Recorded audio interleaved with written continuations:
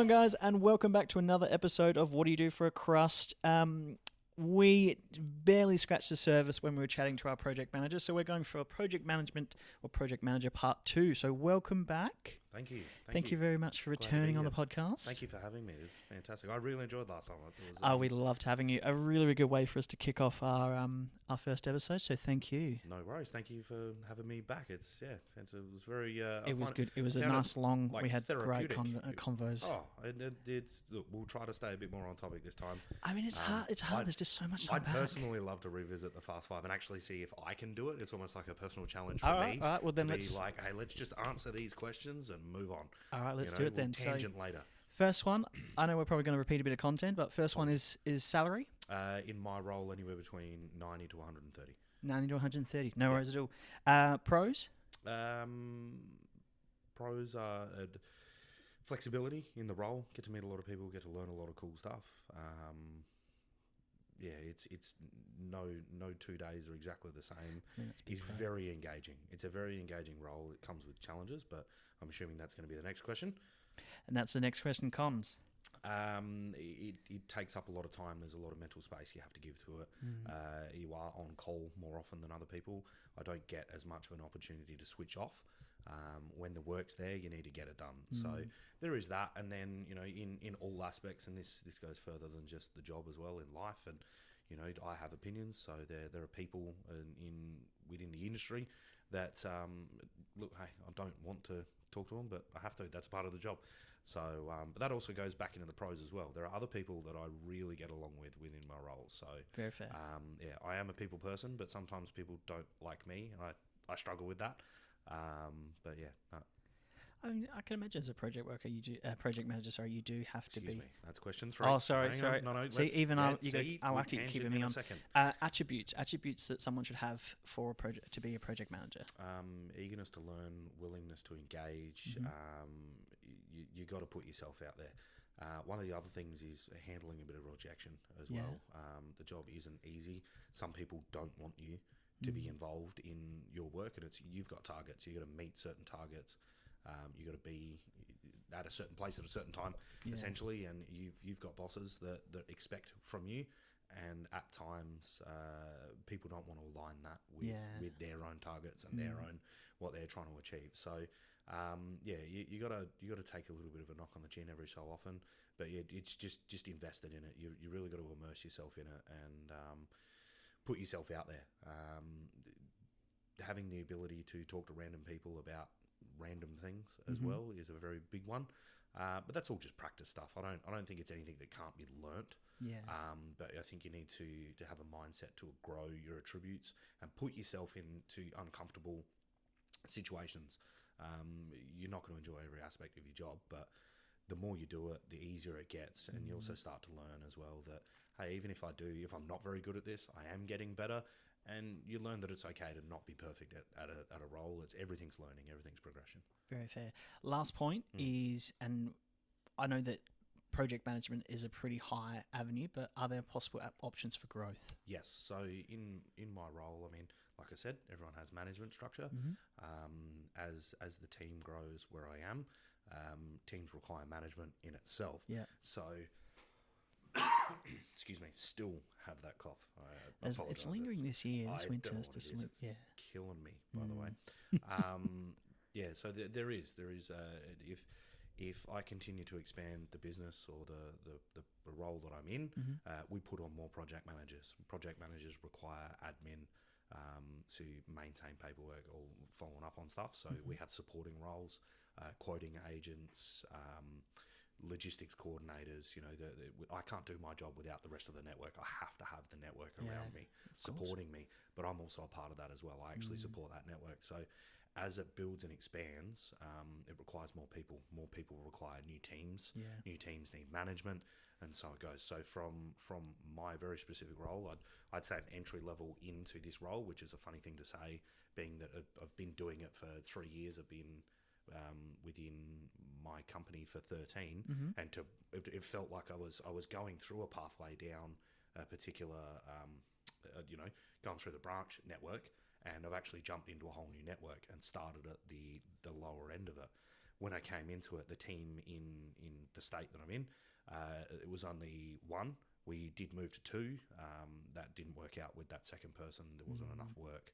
They weren't perfectly suited to the role at the time, and it just made a really hard decision to bring it back down to one just to see where it sits. Currently, we've now got an administrative person in the state that actually does state-specific stuff as opposed to someone outside. We had other teams. So other resources from other teams. Other resources, across, from other states. You know, and basically that state would do the admin for the whole country. Of course, it did work. It did work, but at the same time, I think putting it into like a local asset is definitely the better way to go, because they understand a bit more of what the market is. They know who to talk to. They've met the people that they're talking to. Big difference. It's huge. Face to the name. And that's not to say it didn't work when it was all done out of the one place. I just think that this is the next step. This is the progression. So would we say growth would be like an operational manager? Yeah.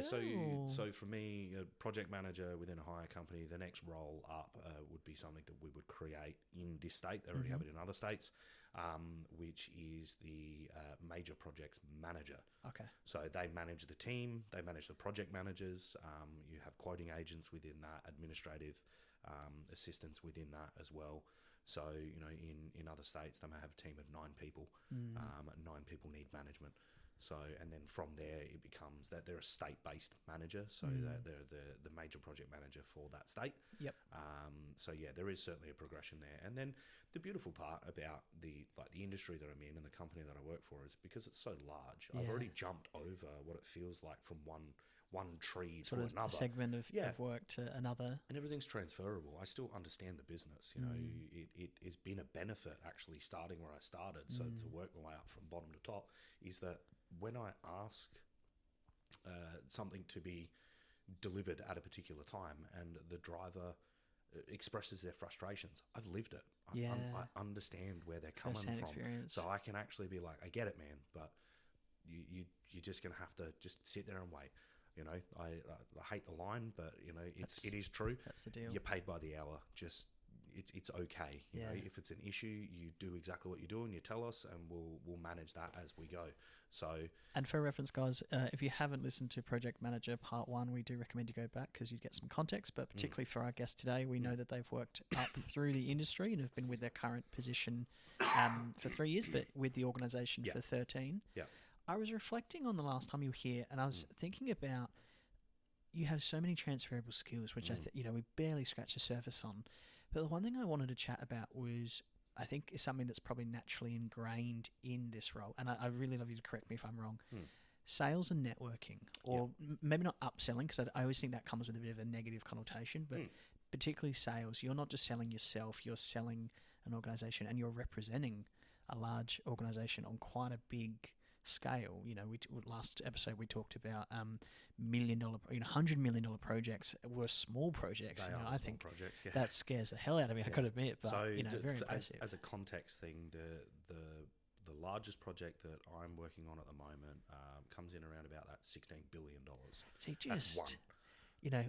That was B, people. Just to billion, clarify, that's B, a billion, 16 billion. Like, that's some big cheddar. That's a lot of coin. I think as well, people don't realise how much money gets put into infrastructure. Yeah. We all complain about the roadworks or bloody potholes. And think all this money disappears, but it costs money. It takes a lot of people to get it done. I mean, gone are the days as well, and I say gone are the days. I'm 32, so but I have parents who worked in the industry, and we've all got that. This road used to be like that, and it's so easy. You just drive down, but the times have changed. Population density really affects the infrastructure and what's required. But it is super important that these projects get done as well, and you don't realise understand if they're upgrading a roadway as an example, there's going to be delays while they're upgrading that roadway, but once it's done, it's going to be overall beneficial. In some cases, they'll say things like, "Oh, it'll save you 10 minutes of travel time," and you go, 10 minutes, but it's been delayed per 15 person, minutes per car, per trip. That's not bad. So hang on, sorry, circling back, sales and networking. Right, sorry, yep. A lot of your work, if it is, as an example, major projects and infrastructure, I mean, to a certain point, there's work out there that's constantly being generated that you don't have to you don't have to create the work, if I'm correct in that, but you have to. Do you have to quote for jobs? Do you have to like sell, or do customers come to you with offers? How does it work? It's a bit of everything in that. Okay. So it depends if you're talking from a project sense. The start of the projects, you got to get involved to begin with. You've got to put yourself out there. As in, how do you you just approach because that's a hell of a lot of confidence to or do you? A lot of large infrastructure jobs, they put, because it's government based, they have to put themselves out there to say, hey, we're starting up this job and we're requesting tenders. Okay. We have a tenders team. That's their job. They scour through tenders. They find what suits particular markets. Okay. Discussions are generated about that. Essentially, a decision will either happen that we want to be involved or we don't want to be involved. If we want to be involved, that gets passed down to the local team, so the state-based team. Yeah. From there, we have business development managers, we have area managers. They'll get together. They'll make the discussion about what level of involvement they want to be. The BDs, the business development managers, will go out and they'll touch base, sort of get a better understanding of what the job is and how we can help in what capacity. Okay. From there, the expectation that we'd either submit to the tender. If we win tender, we expect to see quotes from that. Yep. Then it goes to our quoting team. Okay. Do you ever get jobs that have you've gone for a tenure and you get it, that you sit and you go, this has been underquoted, or that promises have been made that you can't deliver on, or like you're, how do I phrase this? Sorry, someone's generating the work that then you have to complete. That always internally makes me quite nervous because I haven't been involved in that process. I don't know the specifics.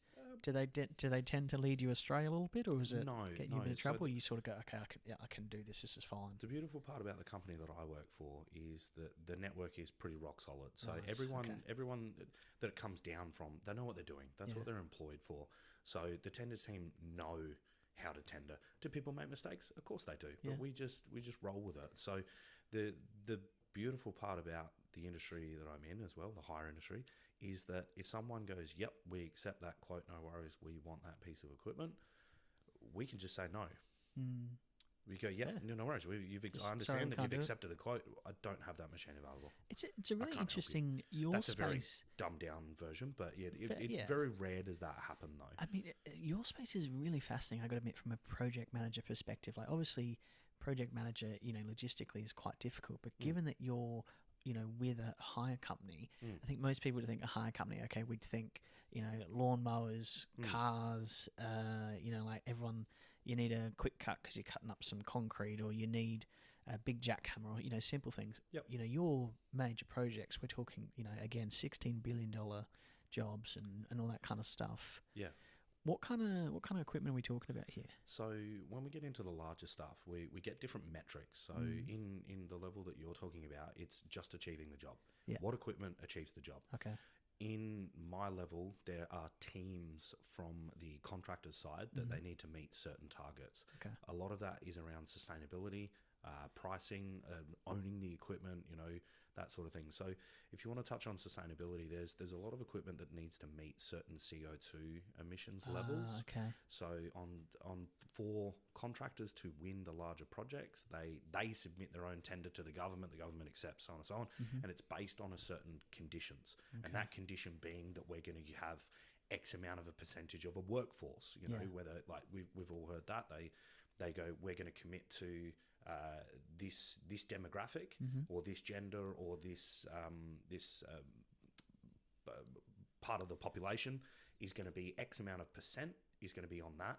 It's the same with equipment as well. So as you can imagine, most equipment uses, it has to be powered. So it either runs off of electricity or runs off of self-powered generators or engines.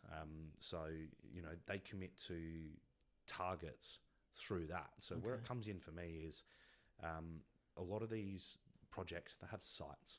Sites need to be powered by something. If they can't get mains power, we can provide that solution. So we're talking large generators. Yeah. But where we sort of navigate in as well is anyone can get you a generator. But what I can do is I can get you a generator that's designed and suited for your application and involve an eco side to it as well. Wow, okay. So we're talking hybrid generator systems. Pretty high tech, leading industry leading kind of stuff. Yeah. So I mean, if I was to sales and network, and let's say you're saying, "Hi, I want to start up a compound. I'm going to have 5 or 6 buildings. We're going to have this many people in it, so on and so on." if you were to get a standard generator to power that, you would be looking at something like a 45 kVA generator. So kilovolt. See, this is where I don't need to know that last little A. I just know it's a 45 kVA. So I wouldn't come to you if I wanted a lawnmower as an example for a weekend. If you were working on my project and you said to me, "Hey mate, I want your lawnmower," I would point you in the right direction. But surely it's not never worth, enough. it's without me being arrogant. It's not worth your time to a certain point. Are you getting it for yourself or for the project? Good question. That- Say do you it's know what I just mean? for myself. You know, I would point you in the right direction. I'd love to chat to you. This might not be for this episode. This might be a later episode. But I'd love to talk to you about beer currency and if that's a particular thing, particularly given that you're, a project manager in a hire company. I can only imagine the amount of blokes, not just blokes, but people you have coming up to you going, "Oh, hey, can you get me a bit of scaffolding?" Or, "Hey, can you get me this big jackhammer?" Or So I can answer that question officially right now. Is we don't do that. Okay. We don't do that because it's not it's the things that happen on the side. It's not if I give this to you for free, you give me this work. We don't operate like that. Okay. Because that walks a line that is not necessary. If it's just something that you don't need to go down that path. However, if you said to me, "Hey mate, I work on this project, fantastic, and I just need a lawnmower," because we have that relationship. In some cases, yes, I can help you. I can navigate, can get you a discount.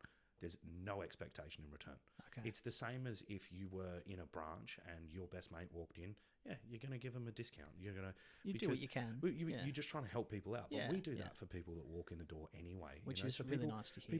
People walk in the door and everyone has a story. Everyone has a thing.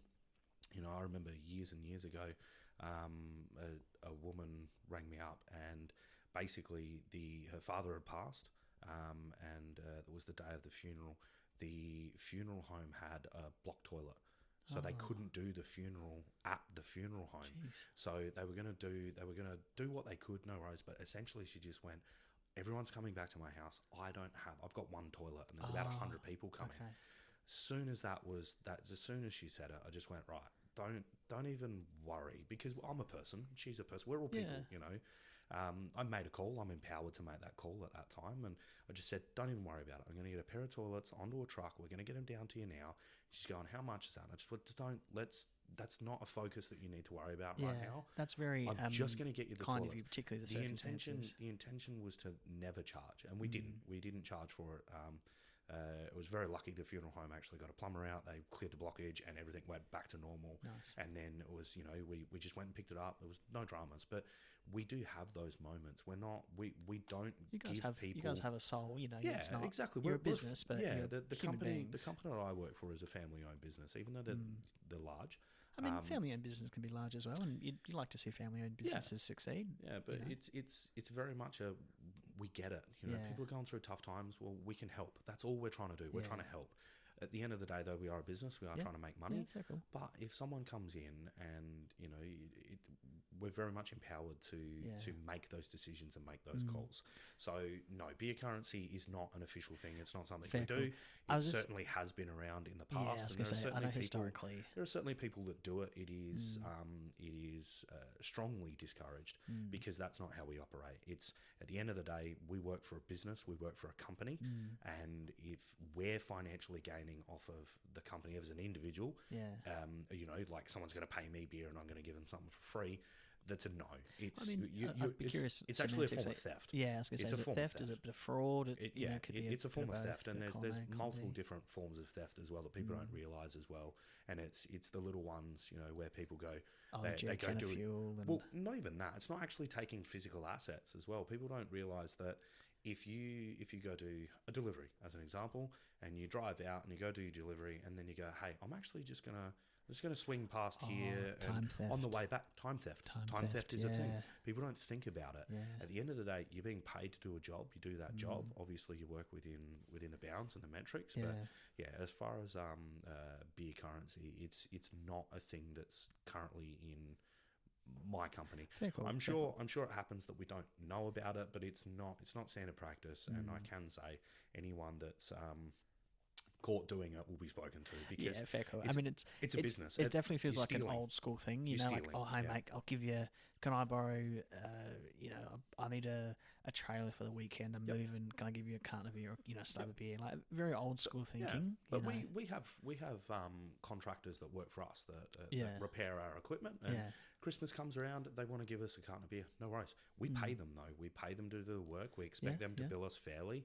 And when we have an issue, we can discuss it. Every invoice is always negotiable. I mean, and it depends on the industry as well. Obviously, yours being you know, hire, but also infrastructure and project. You know, there's that avenue. I know in hospo, you know, they have alcohol reps that give gifts and promotions, and they have, you know, sell 50 bottles of wine, and you know, the person that made the most sales get a free bottle or whatever it is. You know, they have their different marketing strategies, which is what they classify it as.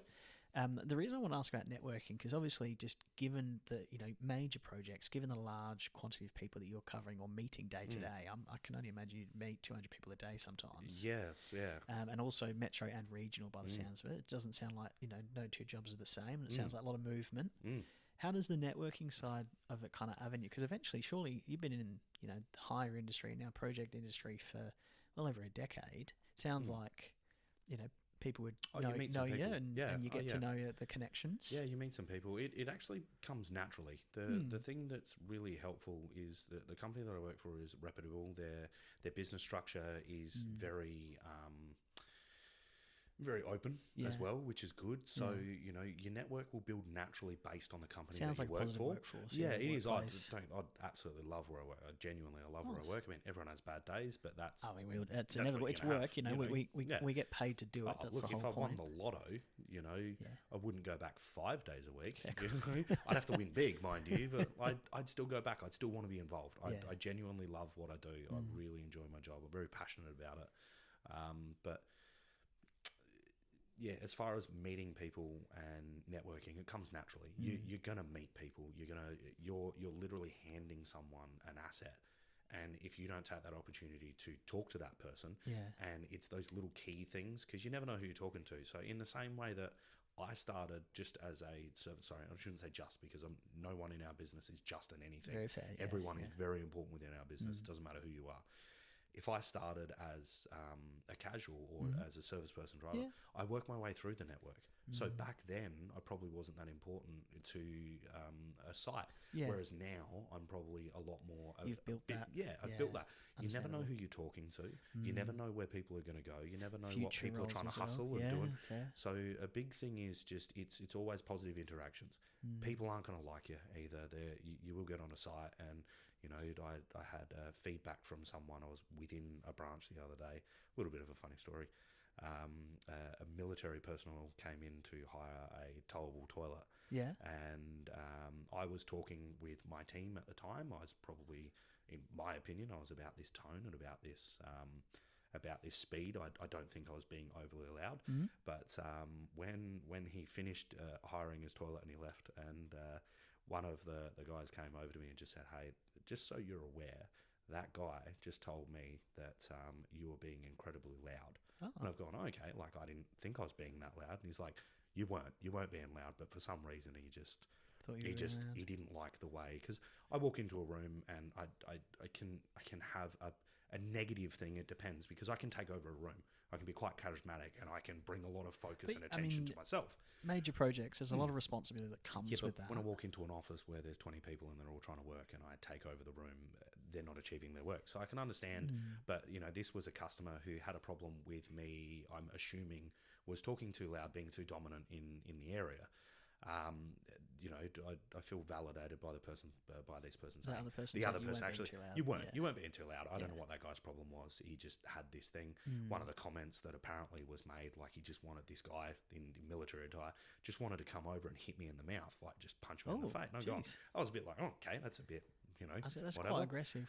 The irony of it being that I saw the patch on his shoulder and it was a tank, so I can assume he was in artillery. Okay. And I'm sitting there going, like, if a person in artillery doesn't like loud noises, maybe they're in the wrong industry. He might be in the wrong practice, But that's okay. Look, people are entitled to their opinion. But the thing is, it's interactions like that. You just got to brush it off. Yeah. He doesn't know me. I mean, you can't get along with everyone. Yeah, everyone can't get along with everyone. I also don't know what he's going through either. And it also, the way it was described to this other person, I'm only hearing it through, you know, through secondhand information, that maybe the way they took it was a little bit different. The guy might have been trying to be funny and it didn't land or whatever. So, but that sort of stresses out of like, even hearing that, I wouldn't go and have a problem. I wouldn't go make a point of having a problem with it. It's surprising that some people will to. actually say like, oh, like they'll make a comment. Yeah, a lot fine. of people don't like. It's fine. weird meeting You those people that think that they have the ownership to make a comment. I guess. But you learn that it's okay. Like at the end of the day, they're not hurting anybody. Let them have their comment. Let them say what they want to say. It's fine. Not everyone's going to like you. And on the flip side of that, there are people that live and die by your presence, if you know what I mean. So, and you got to foster that. You got to nurture that as well. And so networking is huge. Every opportunity that I get to talk to people, I take. But that's a personal decision to grow within my own industry. So, silly question, and I know this is a silly question because it's definitely how long is a piece of string. Project manager. What's the average life of a program? And again, I know it's obviously on the scope of the program. There's a lot of that's a very silly question because it could be very short term. It could be you're doing items at the start of the project, the middle, or the end. What's the average in your experience in your sort of space in the major projects and higher of the projects themselves or the personnel doing it? Bit of both. Okay, so of the projects themselves, at the level that we're doing, they'd sort of sit anywhere between 6 months to about 3 years. Okay. That's probably, I'd say, the average.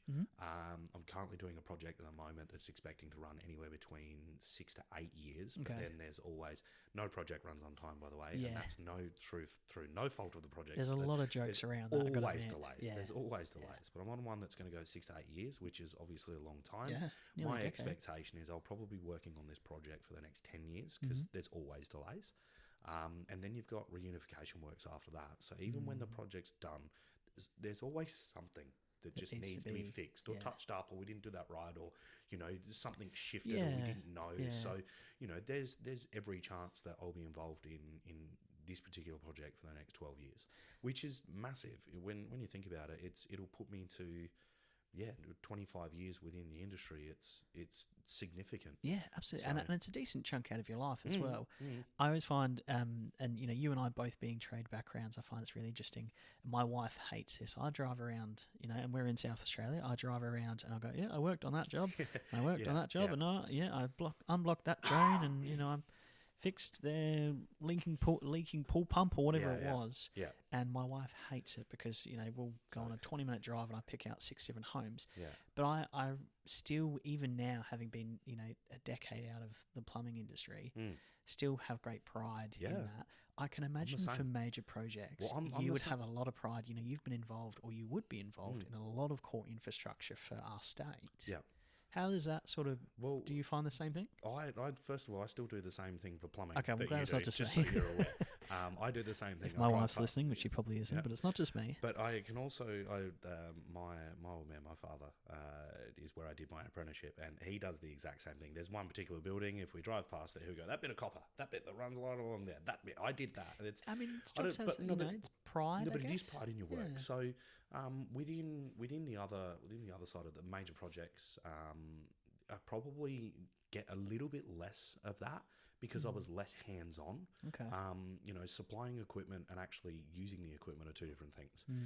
I do have pride though in what we've done and how we've helped to achieve it, definitely. Yeah. Because I feel like the quality of what we supply is superior. Yeah. And without that, jobs may not have been done as effectively or in a timely manner. I genuinely feel like I have been a part of the projects, but to a just slightly lesser amount because I didn't do the physical work. Now, that's not to say I don't do a physical part of my role. I know we talked about last time, you got to get in things that you can fix, sometimes you will, or a lot of the times... It's a real chameleon role. Yeah, so, which is good though. I think a lot of people find a lot of appeal to that. Well, it's one of the things I like is that it's not one thing. I'm not sitting in an office just answering emails.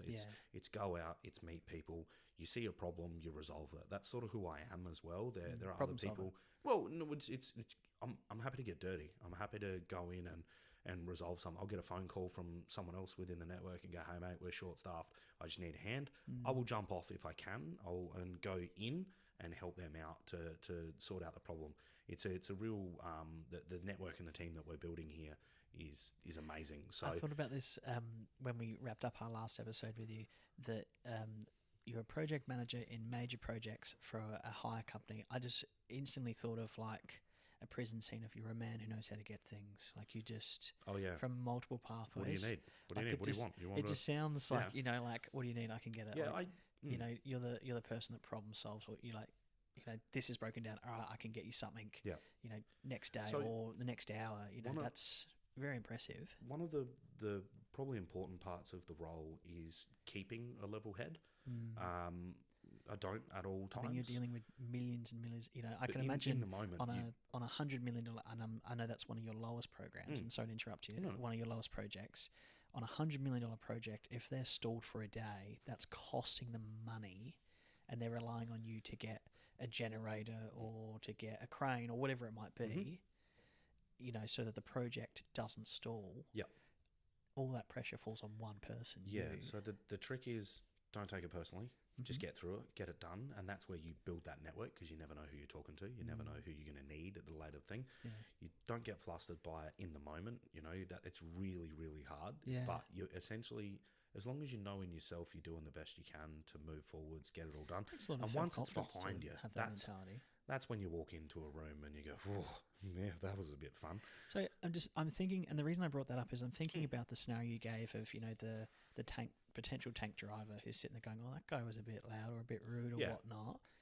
If I've got a major project, and the pressure of that on my shoulders, I'm walking into a branch going, "Hey guys, I'm sorry, I need you for 10 minutes or I need this." You could argue that your stakes are higher than theirs. And I'm not trying to undermine or devalue anything or anyone, but obviously there's a big difference between the sale of what that gentleman was probably getting, and it could have been a car or a trailer or whatever it was, compared to you needing, I would assume, something that's potentially worth a lot more for the business focus and the project focus and infrastructure focused. Yeah. You do need to command that presence. Yes. You do need to get stuff done. Yeah. So you're both correct and incorrect in that, because I don't, like you said, I don't want to devalue anything, because every interaction that any staff member has with any customer is important. It doesn't matter who you are. It doesn't matter in what scenario it is. Well. No. It is abundantly true, because we're a brand. We're an image. So we maintain that at all times. It doesn't matter in what part of the business you are. If you put on the uniform, you're representing the company. Which is really nice to hear from a customer-focused perspective. Like I might not be as important or as expensive as the big guys, but my money's just as good as theirs. 100%. But the only difference is that the focus may change in a long-term sense. If someone needs something, we're going to help out. That's how we operate.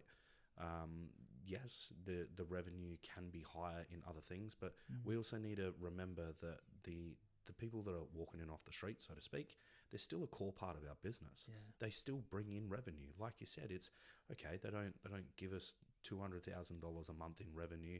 No worries. But that person is still a person. They still have their own priorities and their own life, and that's why we build that branch network around that. I get the advantage of being outside of that network, so I don't have to. It's not one of my daily challenges is dealing with general equipment. I'm very fortunate that I have a team, or multiple teams even, that if that stuff comes my way, I can comfortably pass it on. I know that they're going to get serviced. I know that they're going to get looked after with the same quality that I would provide. Yeah. So, and we're very big on internal review as well. We're constantly assessing our own process. We're constantly asking for feedback from all level of customer as well. So I certainly don't think that my role or my task or what I'm doing or bringing into the business is more important. It's just as important. It's a huge network. Very fair. Every aspect of it is important. I can't stress it enough. And how you're explaining it sounds really, really lovely. Like it generally does that. It's not just a mentality, but it's also how we structure our business. We review and obviously there's a lot of client focused and facing interaction there, which is really important. A lot of my and I've not been necessarily called arrogant, but because the level of work that I am dealing with is higher, it can seem as though I'm prioritizing my work and saying everyone else is less of a value. Yeah. It's not that. It's that what's important to me right now is my work. And what's important to the other person is their work. I can understand. It can be taken as this guy's coming in and he reckons he's a project manager. It's hard, and don't get me wrong, you sound extremely humble and very self-aware of potential arrogance or confidence or whatnot. And I do think someone in your industry and your level and classification has to have a level of strength, confidence. You have to be able to walk into a room and actually get the job done. You need to get stuff done. You've got to get it done, guys. A lot of money on the plate. It becomes I know you're dealing with that, but that can actually wait for 20 minutes because I've also been there. I've been in that role, so I know how to prioritize. And then it also, you hate the line, but it also becomes they pay us $200,000 a month, and this guy's only hired 3 things in the last 10 years. Yeah. So can you just do me a favor? Yeah. Can we just? It's not don't deal with that guy. That's not what we're saying. Yeah. It's we need to prioritize, and how do we do both? Yeah. Right? And how do we achieve both in a timely manner that suits both parties? It is a really good mentality that you have, I got to admit, for an overall organizational perspective. If the business degree in me is saying $200,000 a month, $500 every 10 years, put all your resources into it, if it was such a business mentality. That is my role. My role is to be at the $200,000 a month, and someone else's role is to do that. But the business itself is still asking us to do both at the same time. Hard thing to manage. It is really hard, and I heavily rely on our network because I don't service the equipment myself. I don't deliver it. I don't. I have a team of people to do that. You need realistically working in relationships internally and externally. Really. Yeah, it's a really big challenge. You always hear that it takes a village to raise. And similar by the sounds of it. Yeah, it's a really big challenge, and then the hard thing as well is trying to get buy-in from the branches because they may not see. So that 200,000 may be split over multiple branches. So then we're talking. So one branch might get the lion's share at 50,000 in a month or whatever. Yeah. And these are all hypothetical numbers. Yeah, fair call. Yeah. I'm just pulling random numbers. 200 is easy to work with. Nice. We like now not nice round numbers. It's more. It's more, but I don't want to show off. Okay. No. So, but I may walk into a branch that has a very unique asset. So within our network, there are certain branches that have very unique pieces of equipment and tools. Yeah. That particular thing is only housed at that branch. Okay. I need that branch. I need their help. I need their expertise. Right. But I only give them 2,000 a month of that 200,000 a month. So to them, it's only 2,000 a month. Okay. But to me, I look at it as a bigger picture. Yeah. And that's not to say that what they're doing is wrong, that they need to look at the 200,000 a month. Yeah. What my hope is more to do with is to trust the network. Yeah. As in, if I'm asking, it's because I need help. Do you know what I mean? So trying to build on that. But you do that in the same way that you deal with that in the same way you deal with customers. You go in and you talk to these people. You ask them how their day. You engage with them. You praise when you need to, and you give feedback when required. Yeah. So it is managing on both sides. I'm very much a conduit. I'm always in the middle. I'm always in the middle of the customer and our own network. I'm looking at it from multiple perspectives. Part of me goes, well, yes, they're only getting 2,000 from 200,000, but theoretically that's business they haven't had to generate, that you've brought business technically to them. And I know it's all part of the same organisation, but as in, they're still 2,000 is better than zero. Yes. First of all. Yeah. For a project management perspective, how do you say, if we stick with that same scenario of you gone to you need a special equipment or item, specialty equipment or item, and you've got 2 people who want to use the same bit of kit, and your overall thing is 200,000 compared to theirs of 2,000, and say they've got it from a small company. And yours is a big contract with big players and all the big boys. We're double booked. Is what you're saying. There's only one of them. How do you? And again, I know you're talking the conduit and that kind of stuff. Yeah. What do you do then? There's generally speaking, what ends up happening is it is first in best dressed. We understand where we came from wasn't the big customers. That's pretty nice to hear. Generally speaking, it's first in best dressed. Okay. We're very fortunate. We have a massive network nationally as well. We can pull on assets from interstate if we have to. If it becomes, if it's important as well, we also have relationships with other hire companies. We would look at rehiring.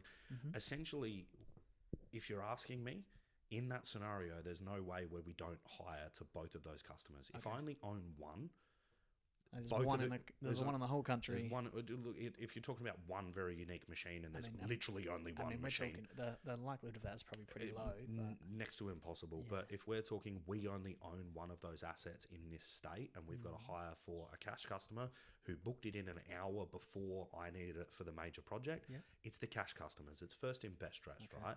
But that doesn't mean I stop. So this is the part of my role. So this is what's, if they've got the asset and we just hand it to them, no worries, that easy. You didn't need me. That's just business as usual. Where I come into it is these scenarios, is we don't have the asset. So what are we doing? So we would look internally. Is there something we can bring in from interstate? How soon is the job? If it's 48 hours away, I can get anything from anywhere. Do you know what I mean? I'm picturing your job description on paper being like 50 pages long. I believe my job description is actually about 2 or 3 pages long. I think there's columns in there.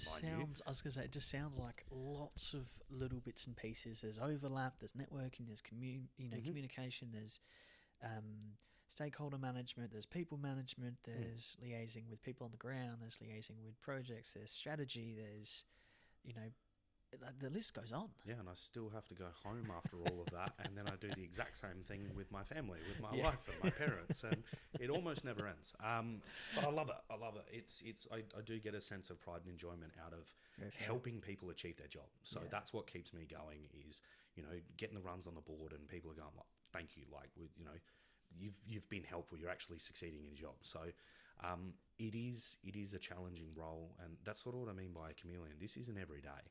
These are in the moments. I mean, it sounds like if you like variety, variability, unpredictability, all the abilities, but it sounds like, it's a problem solver's dream. If you want to be in the thick of it, this is where you want to be. And I mean, we talked about it in the last episode, and a little bit the start of this episode. It's a good pay, good perks, responsibility. Sounds like good respect.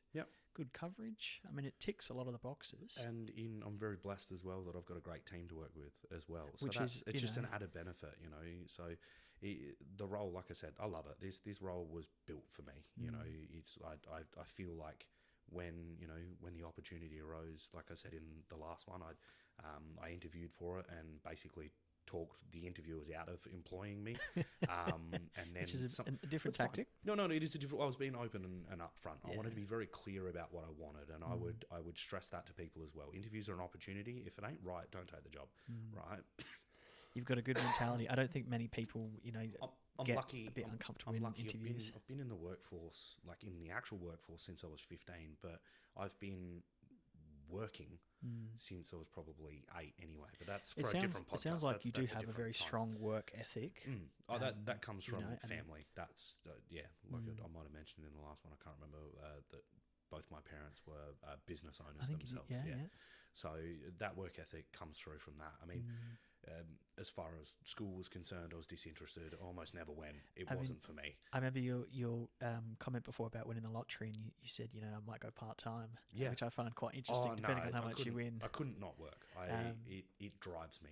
Do you know what I mean? Which it sounds like you do have a lot of passion and interest in not just your role, but working in general, which I think, it's great to, obviously I'm sitting here talking to you, but I'm hoping the readers, the listeners can interpret that through our discussion, that the passion that you have for the role.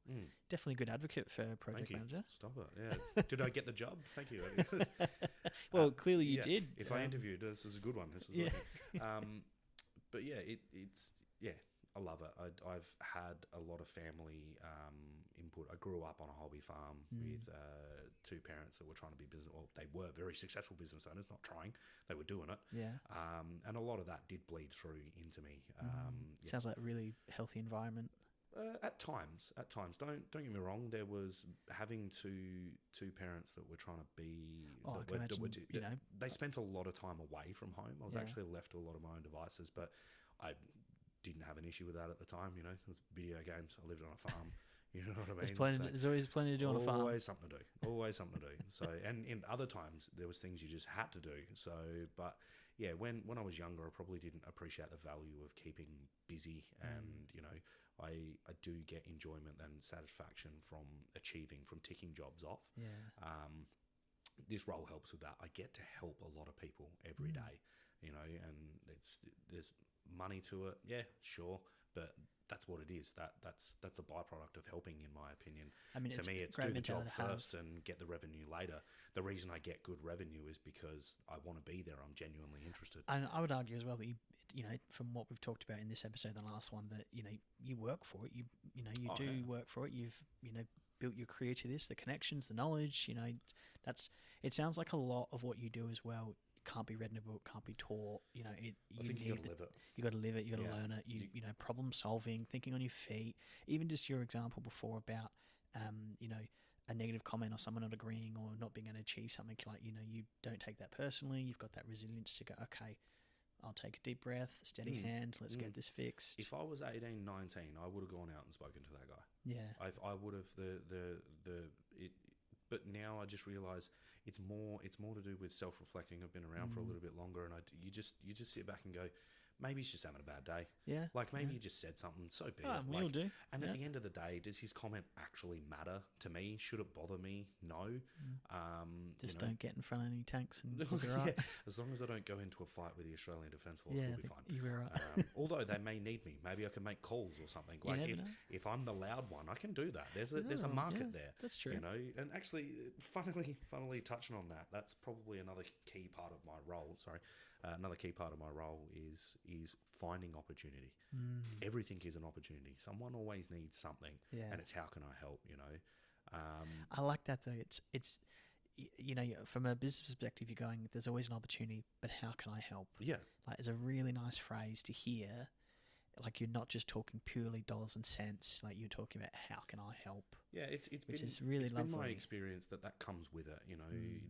Generally speaking, you get compensated fairly. Yeah, you win some, you lose some, no worries. But that's also the connections that you make. But what I've found that works in general is like I said, everyone's trying to achieve a job. Yeah. If you're a part of that and you want to move forwards and do that, they'll ask for you back again. You know, service and experience is supremely important.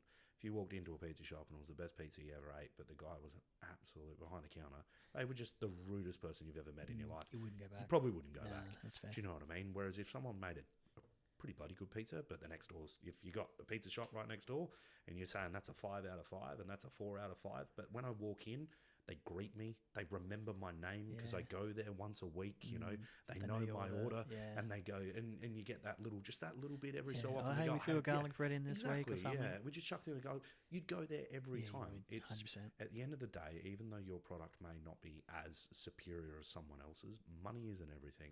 Service experience, customer experience, it is, isn't it? It's a service. Important. It's absolutely a service, and I would say for a big important avenue, you know, yes, it might not be, let's say, saving a life, but, you know, it is very important for overall infrastructure and, you know, in its own way, infrastructure, it does save lives. But building roads, helping ambulances getting to places, you know, if people can be less enraged on the road because they can get home that little bit sooner. As someone who does have road rage, you're definitely saving lives. Stress levels. It's funny. I used to years and years ago, before I started at that hire company, I used to get really frustrated on the road, and it just took ages. But you know, in the end, it was like, so be it. Like people cut you off, and you just it is a mentality, and it was a bit of a choice. It's not something you just happen to roll into. But when you start thinking about the fact that everyone's going through something, you know, your life is hard, you know, whereas that's no one's taking away from yours, but your worst experience is not the same as someone else's worst experience, you know, and the same, the flip of that is the best experience you've ever had is not as good as someone else's. So, you know, trying to put yourself into someone else's shoes, and at the end of the day, if someone does cut you off, flip you off, beep at you on the horn, you're let shitty it go. for 10 minutes. And the then only one that I ever actually walked away from, someone did threaten to kill me in the CBD. They threatened to cut my head off. I was driving a truck. I was trying to deliver some barriers, and I was quite taking up a lot of space in the CBD and trying to turn around a corner. Ultimately, I couldn't see, and the street light that was there was a solid green man while the lights were green. It was one of the very few ones where pedestrians just could walk. And I've gone, I can't see. I cannot see if a person's there or not. I'm not going. The person behind me could see, and they could see that no one was walking. But I made a conscious decision Yeah, to not not run gonna someone risk over. hitting someone. I just wasn't Yeah. going to do it. He wasn't happy about that. So when I finally did make the corner, he made a point of running the red light, getting up next to me in the other side of the road, and yelling at me. He threatened to cut my head off. It was around about the time where terrorists were actually cutting people's heads off. This was a number of years ago now. I just made a call and I just went, "Yeah, I'm coming back. I'm not putting up with this. I'm coming back." That's very fair. you know, Quite harsh, you know. you don't- I always give a bit of grace to buses and trucks, especially. Just that same turning circles aren't the same. You know, mirrors you just can't see. And at the end of the day, they're just trying to do their job. Yeah. They're just trying to, and even if they're just going home or whatever, if they're just trying to get back to their, they're also people living their lives, you know. And a lot of that comes through when talking to customers, when networking and all that, is trying to get you. You can't always empathize, you know. You can't always sympathize, but you can listen. You know, some people are just going through some stuff, and what helps to build that relationship is just listening to it, is prompting a conversation. No worries, life experience comes into it. Your awareness of human behaviours. I think if project management doesn't tickle your fancy, I reckon human behavioural counselling might be a good future direction. You're right. I probably need counselling. We all do, but I mean as in offering counselling as well. I was suggesting. I know what you mean. On that note, we have ticked over to our time period, so I think we might need to round up. But thank you very much for coming back for part 2. Yeah, no dramas. We very much appreciate it. Project management. Let us, people that are listening, let us know if you want a part 3. I really enjoy this. Thank you very much. Appreciate your time. Cheers.